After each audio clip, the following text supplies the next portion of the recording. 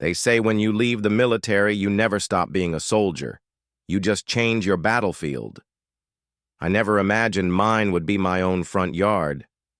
After retiring from the Navy SEALs, I thought I had finally earned a quiet life. 20. Years in some of the world's most hostile environments, countless missions, and friends I buried along the way. All I wanted now was peace. Claire and I chose Pine Haven, a sleepy lakeside community tucked away in the northern mountains of Arizona. The town was postcard perfect.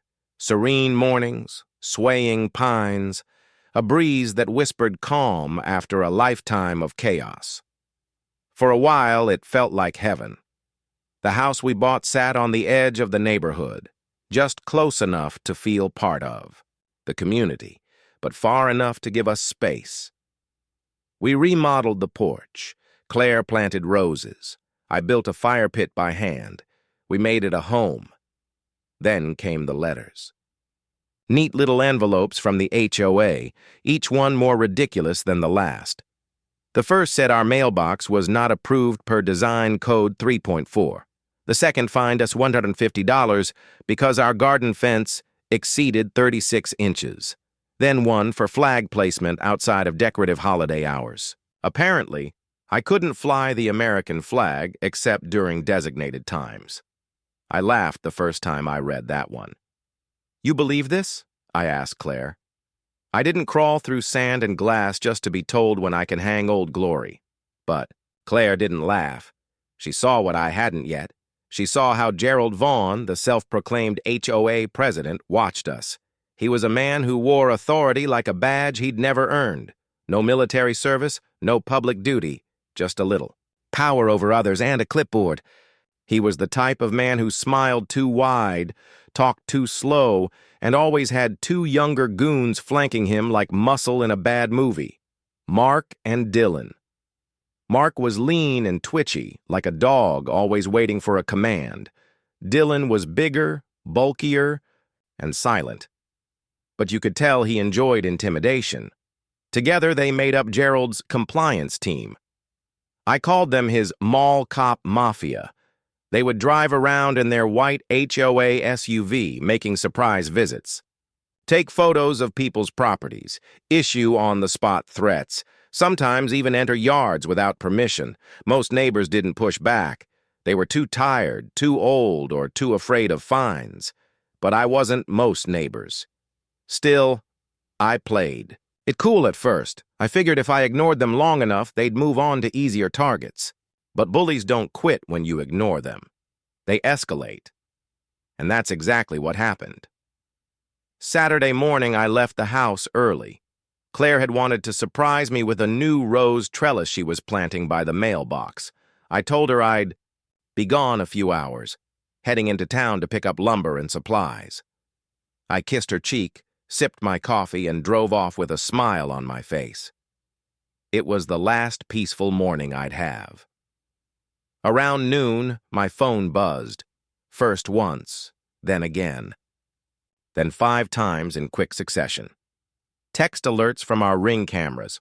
Motion detected. Driveway. Motion detected. Front yard. Motion detected. Front porch. I pulled over and opened the live feed. My heart dropped. Claire was on her knees by the rose bush, gloves on, gently tucking in roots. Then Gerald pulled up. His SUV blocked our driveway. Mark and Dylan stepped out, like they owned the place. They didn't knock. They didn't greet her. They surrounded her. Mark waved a clipboard in her face, jabbing a finger toward the rose trellis. Dylan stood too close, arms crossed. Gerald pointed to her flowers like they were a crime scene. Claire stood, obviously uncomfortable. She took off her gloves and tried to explain.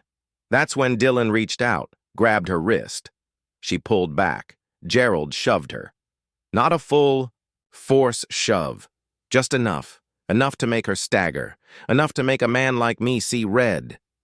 I watched it all through the screen, rage bubbling in my chest. I wanted to break my phone in half. My hands shook, not out of fear, but from restraint. Then something inside me clicked. I didn't panic. I didn't scream. I didn't call the HOA. I switched from husband to operator. I raced back home. Every mile felt like a year. When I arrived, Claire was sitting on the porch steps, arms wrapped around herself. Her gardening gloves lay on the ground beside her, fingers still curled. I didn't need to ask her what happened. I knelt beside her, gently, lifted her sleeve. There was a faint red mark on her forearm. Her eyes were glassy, not from pain, but humiliation. "I'm okay," she whispered. No, she wasn't. And I wasn't either. I stood, walked inside, and turned on the security system's footage. Every second was crystal clear. No ambiguity. No blurry details. Just Gerald and his thugs, caught in the act, cornering, threatening, and putting their hands on my wife. I uploaded the video to a secure drive. Then I made 3 copies, one for the sheriff, one for my attorney, and one for me. Because I wasn't going to let this slide. I wasn't going to let a puffed-up HOA president intimidate my wife in broad daylight. They wanted a fight. They got it. Only this time they weren't up against a neighbor with a lawnmower. They were up against a seal with nothing left to lose. The night after the HOA enforcers laid hands on Claire, I didn't sleep. I sat on the porch with a cup of coffee, staring out into the dark, pine-lined edges of our property. It reminded me of patrols overseas, quiet but tense. Except this time the enemy wasn't foreign insurgents. It was a bunch of HOA bullies with clipboards and arrogance. Claire was still shaken. Every sound in the night made her flinch. And that's when I knew. I couldn't let this go.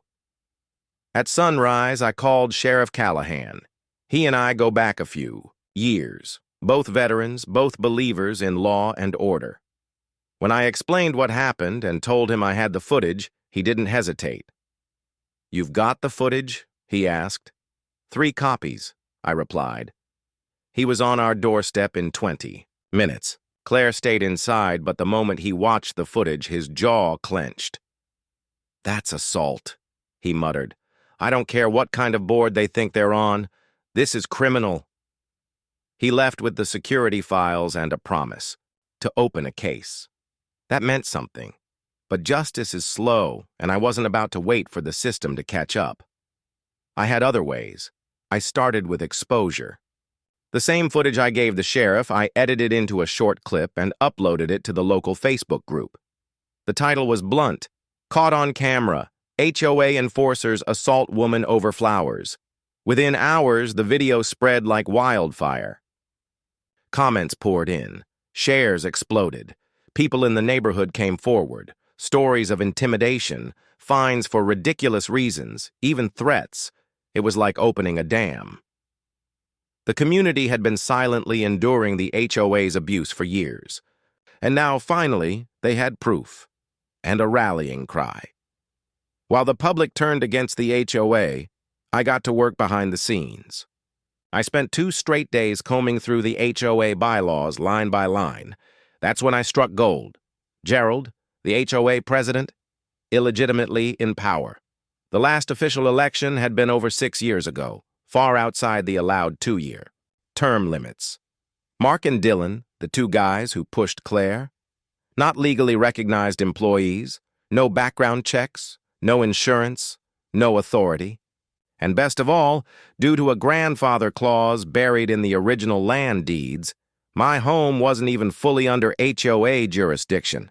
That meant everything they did, illegal. So I called my attorney. We filed civil lawsuits for trespassing, harassment, and assault, naming Gerald, Mark, Dylan, and the HOA itself. The lawsuit dropped on their desks like a tactical nuke. But I wasn't finished. I hosted a backyard BBQ the following weekend and invited every neighbor the HOA had ever wronged. I projected the security footage on a big white sheet like it was Sunday night football. People gasped, laughed, shook their heads, but mostly they got mad. They started talking, organizing. A few joined my lawsuit. Others refused to pay dues. A retired judge down the road even filed an ethics complaint with the state homeowners council. The HOA's control was unraveling, but Gerald couldn't help himself. 1 week after the lawsuit, he cornered Claire in the grocery store, trying to intimidate her again. That was the final straw. I didn't yell. I didn't threaten. I went to his house after dark and knocked. When he opened the door, I didn't speak for long. I leaned in and said, "You ever go near my wife again, and you'll regret waking up." "That's not a threat, that's a guarantee." He backed off. His swagger disappeared. Because under all that power-hungry ego, Gerald was still a coward, and cowards fold when faced with someone who won't. Within weeks, everything changed. Gerald resigned under the excuse of health concerns. The HOA board was dissolved by community vote. Mark and Dylan were served with restraining orders and lawsuits. A new HOA board was elected, made up of real residents who actually cared about the community. As for Claire, she was finally able to plant her roses again without anyone threatening to rip them out. She smiled more, slept better, and I went back to my porch, coffee in hand, knowing that peace had been restored. But I kept the cameras running because a Navy SEAL may return home, but he never fully stands down.